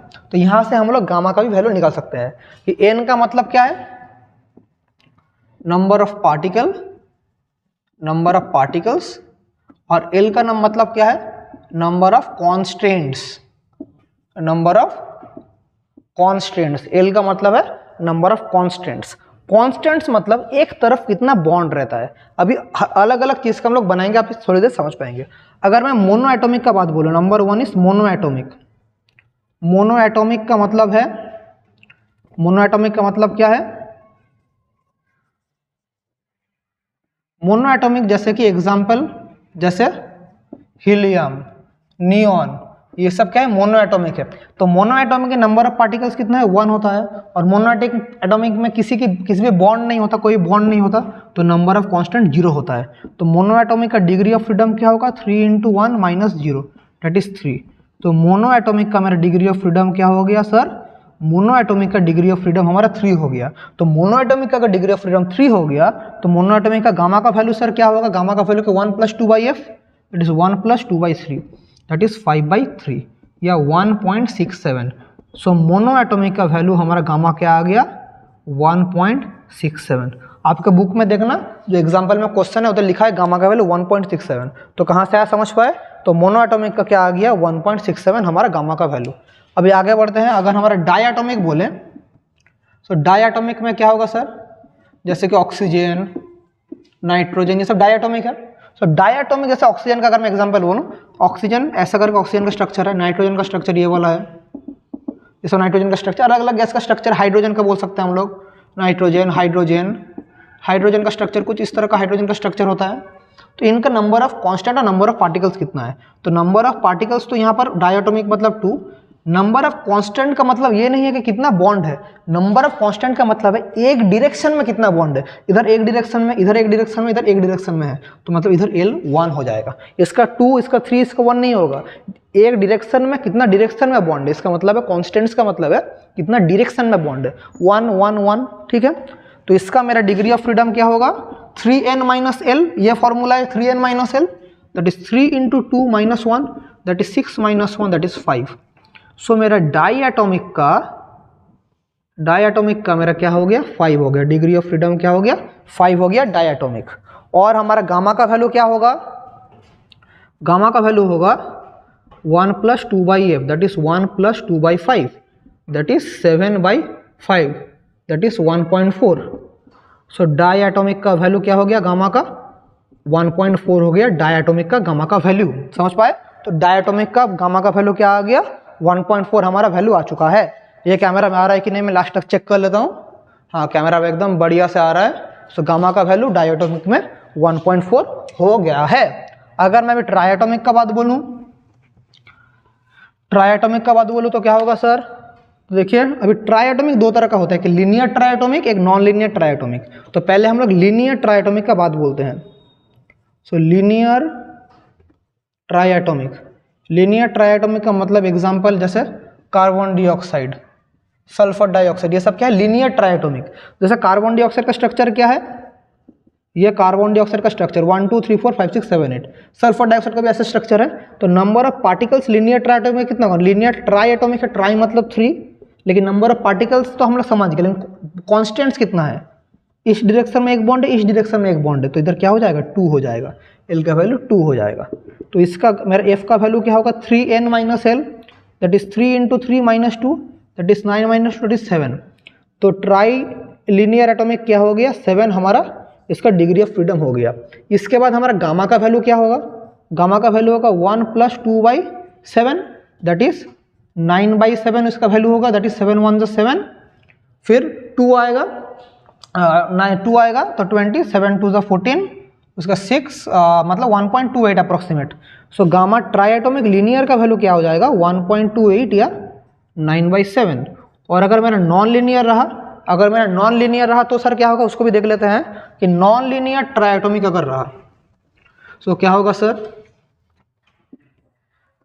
सो non linear triatomic, non linear triatomic का मतलब है जैसे कि ओजोन O3 हो गया, फिर हमारा वाटर हो गया, ये सब है नॉन लीनियर ट्राईएटॉमिक। जैसे वाटर का स्ट्रक्चर क्या है, ऐसा हमारा वाटर का स्ट्रक्चर है 1 2 3 4 5 6 7 8, 1 2 3 4 5 6 7 8। या ओजोन का स्ट्रक्चर कैसा है, ओजोन का स्ट्रक्चर को ऐसा है 1 2 3 4, यहाँ पर 2 टो, यहाँ पर 2 टो, तो ऐसा करके स्ट्रक्चर है। फिर आपस में ऐसे 1 2 3 4 5 6 1 2 3 4 5 6 7 8 ऐसा करके ओजोन का स्ट्रक्चर है। तो नंबर ऑफ पार्टिकल्स कितना होगा, ट्राईएटॉमिक का मतलब 3 है, लेकिन कांस्टेंट कितना है, देखिए यहाँ पर एक, यहाँ पर एक, यहाँ पर एक। बोलेंगे सर वाटर में तो सिर्फ 2 तरह का बॉन्ड इधर तो नहीं है, लेकिन यहाँ पर तो हो तो सकता है ना, तो हो सकता है मतलब कितना डायरेक्शन में है, तो 3 डायरेक्शन में है, तो L यहाँ पर 3 हो जाएगा। तो L 3 हो जा रहा है, उसका मतलब क्या होगा सर, इसका मतलब इसका डिग्री ऑफ फ्रीडम हो जाएगा 3 into 3 minus 3, that is 9 minus 3, that is 6। तो ट्राईएटॉमिक नॉन लीनियर का क्या हो गया, 6 हो गया। तो ये अगर 6 हो गया तो मेरा गामा का वैल्यू क्या होगा sir, 1 plus 2/f, that is 1 plus 2/3, 2/6, 1/3, that is 1 plus 1/3, that is 4/3। तो मेरा गामा का वैल्यू क्या हो गया, नॉन लीनियर ट्राईएटॉमिक में 4/3, 4/3 का मतलब है 1.33, ठीक है। तो ये वाला मेरा नॉन लीनियर ट्राईएटॉमिक में आ गया 1.33, समझ गए। तो चलिए आगे बढ़ते हैं, इसको लिख लीजिए, मैं स्क्रीन से हट जा रहा हूँ। सो 1.33, तो गामा का वैल्यू अलग अलग केस के लिए क्या होता है, आई होप आप लोग समझ गए, ठीक है। अभी हम लोग समझेंगे कि हीट इंजन कैसे काम करता है। अभी हम लोग थोड़ा देखेंगे कि हीट इंजन कैसे काम करता है, what is heat engine. Heat engine या इससे हम लोग पढ़ेंगे क्या, कार्नोट इंजन। तो अभी हम लोग आगे बढ़ेंगे, हीट इंजन या यहाँ से Carnot engine. So heat engine या कार्नोट इंजन क्या कहता है कि हम लोग हीट देंगे, उसका रिजल्ट में कितना वर्डन होगा वो हम लोग देखेंगे। तो जो हीट इंजन पूरा साइकिल डिटेल्स में हम लोग उतना डिटेल्स में हम लोग नहीं जा रहे हैं, तो नॉर्मली क्या होता है, एक हीट इंजन जो चलता है सो एक मतलब इंजन कैसे काम करता है कि इंजन में दो तो एडियाबेटिक और दो तो एक्सपांसन होता है, दो तो कॉन्ट्रैक्शन होता है। तो हीट इंजन कैसे वर्क डन करता है, हीट इंजन में क्या होता है, एक होता है टोटल 4 प्रोसेस होता है, टोटल 4 प्रोसेस। हीट इंजन में टोटल 4 प्रोसेस होता है। हीट इंजन जो चलता है उधर टोटल 4 प्रोसेस होता है। क्या क्या प्रोसेस, एक है हमारा आइसोथर्मल एक्सपांसन होता है, आइसोथर्मल एक्सपांसन होता है, एक होता है एडियाबेटिक एक्सपांसन, एडियाबेटिक एक्सपांसन, फिर क्या होता है आइसोथर्मल कॉम्प्रेशन, आइसोथर्मल कॉम्प्रेशन, और क्या होता है एडियाबेटिक कॉम्प्रेशन। ये 4 तरह का चीज हमारे एक हीट इंजन में होता है। Adiabatic isothermal expansion, adiabatic expansion, isothermal compression और एडियाबेटिक कॉम्प्रेशन। अभी हम लोग इन चारों चीज़ों को देखेंगे। उसका पहले एक हम लोग साइकिल समझेंगे। ये एक रिवर्सिबल साइकिल है, हीट इंजन एक रिवर्सिबल साइकिल है। तो ये कैसे होता है अभी हम इसको देखेंगे। सो अभी हम लोग पढ़ने वाले हैं कार्नोट साइकिल। तो कार्नोट साइकिल में इधर साइड में पिक्चर बना रहा हूँ, इस तरफ है P, इस तरफ है V। तो कार्नोट साइकिल कैसे चलता है, तो नॉर्मली यहाँ पर एक पॉइंट है A, यहाँ से अगर इंजन मेरा स्टार्ट हुआ A से मेरा पहले B तक आएगा, फिर B से मेरा C तक आएगा, C से मेरा D तक जाएगा, फिर D से वापस हमारा A तक चल जाएगा। तो ऐसा करके हमारा एक साइक्लिक प्रोसेस चलता है। इसको बोलते हैं कार्नोट साइकिल, इसको बोलते हैं कार्नोट साइकिल। ये जो प्रोसेस है इसको बोलते हैं आइसोथर्मल, आइसोथर्मल एक्सपांसन। इधर क्या हुआ एडियाबेटिक एक्सपांसन, इधर क्या हुआ आइसोथर्मल कॉम्प्रेशन, और इधर क्या हुआ मेरा एडियाबेटिक कॉम्प्रेशन। ठीक है, तो यहाँ पर मेरा एडियाबेटिक कॉम्प्रेशन हुआ। यहाँ पर अगर कंडीशन मेरा P1 V1 T1 है, यहाँ पर कंडीशन है P2 V2, लेकिन टेम्परेचर क्या होगा T1 होगा, क्योंकि आइसोथर्मल है। आइसोथर्मल मतलब टेम्परेचर सेम रहेगा P1 P2 V2 T1। इधर क्या होगा एडियाबेटिक का मतलब टेम्परेचर चेंज हो जाएगा, टेम्परेचर चेंज हो जाएगा मतलब P3 V3 T2। इधर क्या होगा P4 V4 T2।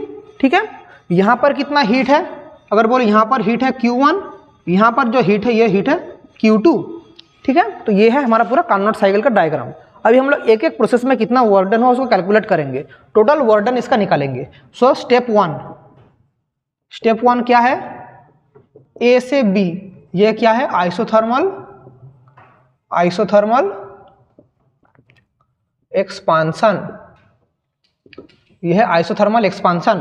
तो आइसोथर्मल एक्सपांसन कैसे होता है A से B तक। तो आइसोथर्मल में कितना वर्क डन होता है, टेम्परेचर T1 T2 है, तो यहाँ पर W1 क्या होगा हम सभी लोगों को पता है, ऑलरेडी हम लोग किए थे, याद कीजिए क्या हुआ था उधर RT1 ln V2/V1, ln V2/V1, यह टोटल वर्क डन W1 का वर्क डन है ये वाला। ठीक है, उसके बाद ये ऑलरेडी हमने प्रूफ किया था थोड़ी देर पहले। तो स्टेप 2 क्या है B से C, इधर क्या है आइसोथर्मल नहीं, यहाँ पर हो जाएगा एडियाबेटिक, ये होगा एडियाबेटिक एक्सपांसन, ये होगा एडियाबेटिक एक्सपांसन। सो एडियाबेटिक एक्सपांसन में क्या हुआ B से C तक आया। सो B से C तक आया तो मतलब ये एडियाबेटिक एक्सपांसन में वर्क डन क्या होता है, अभी हमने किया था R/γ-1 T1 - T2, हमने ये फॉर्मूला भी किया था R/γ-1 T1 - T2। Similarly step 3 में क्या होगा, देखिए यहाँ से यहाँ आ रहा है, मतलब क्या होगा अभी धीरे धीरे आइसोथर्मल हमारा कॉम्प्रेशन होना शुरू होगा। अभी क्या होगा आइसोथर्मल हमारा कॉम्प्रेशन होगा। सो देखिए आइसोथर्मल कॉम्प्रेशन अगर होता है तो कॉम्प्रेशन कैसे होगा इसको हम लोग थोड़ा देखेंगे। सो स्टेप 3 मतलब C से D मतलब आइसोथर्मल कॉम्प्रेशन, कॉम्प्रेशन मतलब कॉम्प्रेस करना, कम हो जाना। तो कॉम्प्रेशन तो वर्क डन कितना होगा, देखिए यहाँ पर था V2 to V1, यहाँ पर V3 से कहाँ गया V4 गया, तो V3 से V4 गया, इधर टेम्परेचर कितना, इधर टेम्परेचर है T2। सो क्या होगा RT2 ln ऑफ V3/V4 ये वाला होगा। उसके बाद हमें क्या पता स्टेप 4 क्या है D से A तक, D से A तक मतलब क्या है ये वाला adiabatic compression, adiabatic compression, adiabatic compression. So adiabatic compression कैसे काम करता है सर? देखिए यहाँ पर जैसे R gamma minus one T1 minus T2, यहाँ पर इनिशियल था T1, फाइनल था T2, यहाँ पर इनिशियल क्या है T2, यहाँ पर फाइनल क्या है T1। सो T2 से T1 गया है, कहाँ से कहाँ? T2 से T1 गया है, T2 से T1 गया है, इसका मतलब है W4 का मतलब है R by gamma minus one, T2 से T1 गया है मतलब T2 माइनस T1। तो ये चारों प्रोसेस का हमने वर्क डन लिख दिया। इसके बाद हमें चारों को ऐड करके निकालना पड़ेगा टोटल वर्क डन कितना होता है। तो उसको हमें निकालना पड़ेगा टोटल वर्क डन कितना होता है, ये वाला first step, second step, third step और फोर्थ स्टेप। तो अभी हम लोग निकालेंगे टोटल वर्क डन। सो यहाँ ये वाला लिख लीजिए, मैं स्क्रीन से हट जा रहा हूँ। इसके बाद हम लोग टोटल वर्क डन देखेंगे। तो टोटल वर्क डन कितना है देख लीजिए अभी। सो ये वाला हुआ, अभी देखेंगे total work done. So total work done, total work done क्या होगा? टोटल वर्क डन का मतलब है W equals to W1 plus W2 plus W3 plus W4। W1 का फॉर्मूला क्या था? RT1 ln of V2 by V1 plus R by gamma minus one T1 minus T2 plus RT2 ln of V3 by ln of V4 plus R by gamma minus one T1 minus T2। अभी देखिए ये दोनों चीज़ आपस में cancel कर रहे थे, T1 plus है यहाँ पर यहाँ पर T2 माइनस T1, यहाँ पर T1 प्लस है, T1 माइनस है, T2 माइनस है, प्लस है, तो ये वाला कैंसिल आउट हो जाएगा। तो ये वाला टर्म और ये वाला टर्म तो कैंसिल आउट हो गया। तो टोटल वर्क डन क्या निकला? RT1 ln of V2 by V1 plus RT2 ln of V3 by V4। ये हमारा टोटल वर्क डन निकला है। ठीक है, टोटल वर्क डन ये वाला निकला है। अभी हम लोग को देखना पड़ेगा, ये तो हमने देख लिया। अभी हम सभी लोगों को पता है कि इन दोनों के बीच में एक रिलेशन में एस्टेब्लिश करना पड़ेगा। सो ये है टोटल वर्क डन।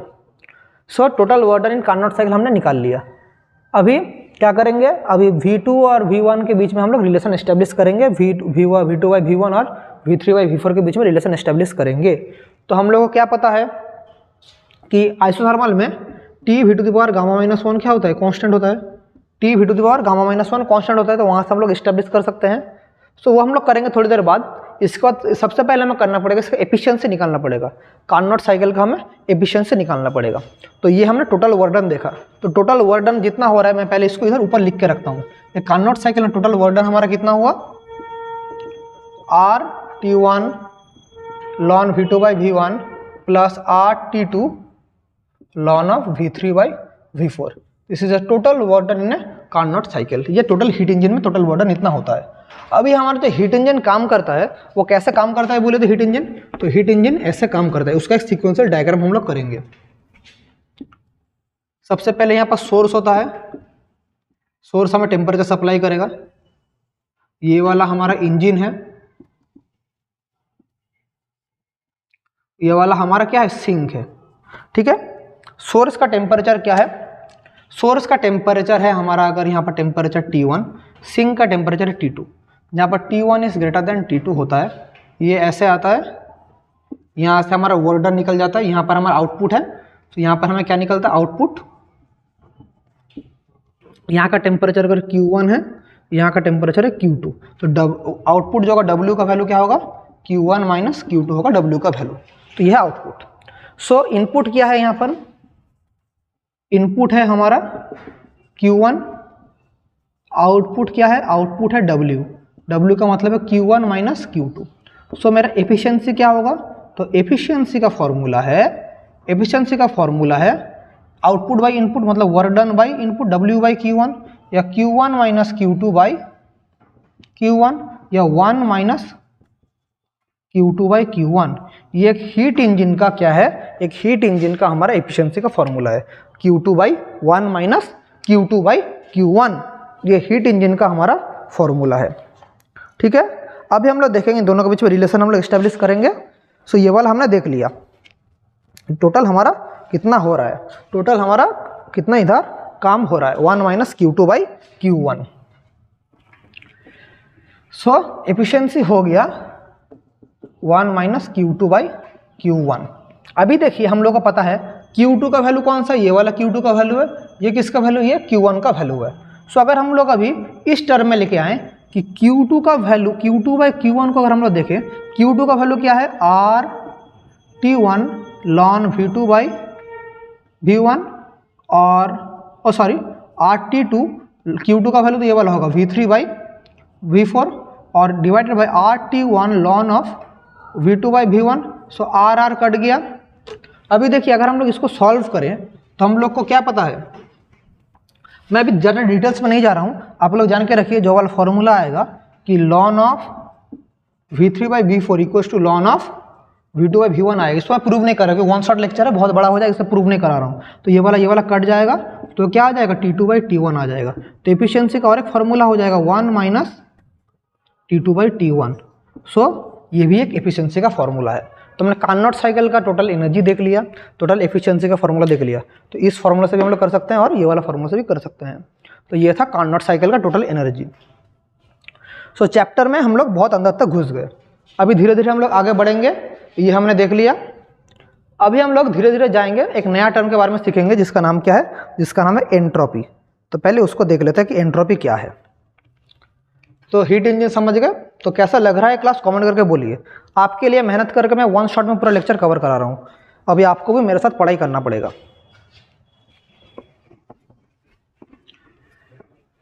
ठीक है, चलिए अभी आगे बढ़ते हैं और नया टर्म सीखते हैं। तो थोड़ी देर पहले हमने क्या देखा था कि एक पीवी ग्राफ अगर आइसोथर्मल और एडियाबैटिक का करते हैं तो आइसोथर्मल का ग्राफ ऐसा जाता है ना अलग अलग टेम्परेचर में, और एडियाबैटिक का ग्राफ ऐसा आता है। ये टेम्परेचर T1 है, T2 है, T3 है, यहाँ पर Q1 है, Q2 है, Q3 है। तो हम लोग एक चीज़ देख पा रहे हैं कि इनका जो स्लोप है Q1/T1 इक्वल्स टू Q2/T2, एक ऐसा करके इक्वेशन हमारा चलता रहेगा Q3/T3। ये कांस्टेंट के बारे में आएगा। इस कांस्टेंट को हम लोग बोलते हैं एक एंट्रोपी S। सो एंट्रोपी का मतलब है ds इक्वल्स टू dQ/T। सो यहाँ से dQ का फॉर्मूला क्या नया आ गया, TdS। ये है एंट्रोपी का फॉर्मूला। एंट्रोपी क्या मेजर करता है, एंट्रोपी जिसको हम लोग S से डिनोट करते हैं, ये क्या करता है, measures the randomness of A system, measures the randomness of A system. तो एंट्रोपी क्या करता है, एंट्रोपी मेजर करता है रैंडमनेस ऑफ अ सिस्टम। एक सिस्टम कितना रैंडम है वो डिनोट करता है एंट्रोपी। ये क्वेश्चन आ सकता है, इसका ग्राफिकल रिप्रेजेंटेशन हमने कर लिया। और जान के रखिए टोटल एक रिवर्सिबल साइकिल में चेंज इन एंट्रोपी हमेशा जीरो होता है। तो अगर कार्नोट साइकिल का बात बोलूं, एग्जाम में आ सकता है, कार्नोट साइकिल में चेंज इन एंट्रोपी क्या होता है, हमेशा जीरो होता है। एक कार्नोट साइकिल में चेंज ऑफ एंट्रोपी हमेशा जीरो होता है। तो इसको जान के रखिए, एक कार्नोट साइकिल में हमेशा चेंज ऑफ एंट्रोपी क्या होगा, जीरो होगा। समझ गए। तो ये हमने देख लिया। इसके बाद सिर्फ दो इंपॉर्टेंट लॉ है, उसको पढ़ेंगे। पहले इसको लिख लीजिए, फिर हम लोग आगे बढ़ेंगे कि रिवर्सिबल साइकिल में एंट्रोपी जीरो होता है। सो ये हमने देख लिया। अभी दो स्टेटमेंट आपके एग्जाम के लिए इंपॉर्टेंट है, एक है क्लॉसियस स्टेटमेंट, एक है केल्विन प्लैंक स्टेटमेंट। सो क्लॉसियस स्टेटमेंट क्या कहता है और केल्विन प्लैंक स्टेटमेंट क्या कहता है, और इन्हीं दो स्टेटमेंट को हम लोग बोलते हैं second law of thermodynamics. So second law of thermodynamics दो स्टेटमेंट के अंदर आता है, एक है क्लॉसियस स्टेटमेंट, एक है केल्विन प्लैंक स्टेटमेंट। तो पहले क्लॉसियस स्टेटमेंट को देख लेते हैं। क्लॉसियस स्टेटमेंट कहता है कोई भी मशीन खुद से लो टेम्परेचर से हाई टेम्परेचर में हीट ट्रांसफर नहीं कर सकता है। सो क्लॉसियस स्टेटमेंट कहता है no self acting machine can transfer heat from lower to higher temperature. कोई भी मशीन लोअर से हाई टेम्परेचर में हीट ट्रांसफर नहीं कर सकता है। और केल्विन प्लैंक स्टेटमेंट क्या कहता है, केल्विन प्लैंक स्टेटमेंट कहता है, केल्विन प्लैंक स्टेटमेंट देख लीजिए क्या कहता है,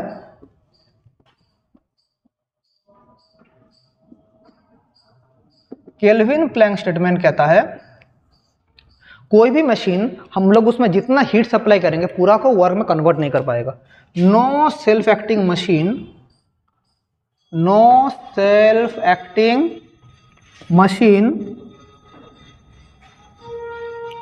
can convert entire heat energy to work। मतलब ये दोनों स्टेटमेंट बहुत ही बेसिक है, लेकिन ये सेकेंड लॉ ऑफ थर्मोडायनामिक्स यही है। तो क्लॉसी स्टेटमेंट कहता है कि लो टेम्परेचर से हाई टेम्परेचर में कभी भी हम लोग हीट को नहीं ले जा पाएंगे, और केल्विन प्लैंक कहता है कि अभी हमने हीट इंजन देखा, उस हीट इंजन में हम लोग जितना हीट एनर्जी प्रोवाइड करेंगे उतना वर्डन नहीं मिलेगा, कुछ अमाउंट वेस्ट होगा, कुछ हमारा हमेशा वेस्ट होगा। ये है दोनों स्टेटमेंट। मैं स्क्रीन से हट जा रहा हूँ, इसको आप लोग देख लीजिए, ठीक है। तो ये देख लिया हमने सेकेंड लॉ, केल्विन प्लैंक और क्लॉसियस। अब इस सेकेंड लॉ ऑफ थर्मोडायनामिक्स को अगर एंट्रोपी के टर्म में डिफाइन करना चाहे तो एंट्रोपी के टर्म में भी हम लोग डिफाइन कर सकते हैं। Second law of thermodynamics in terms of entropy, ये भी एग्जाम के लिए इंपॉर्टेंट है। तो एंट्रोपी के टर्म में अगर मैं सेकेंड लॉ ऑफ थर्मोडायनामिक्स को डिफाइन करूँ तो क्या होगा कि the entropy of the universe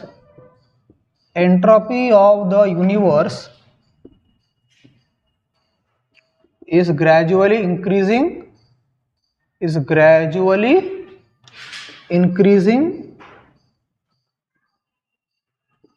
and approaching to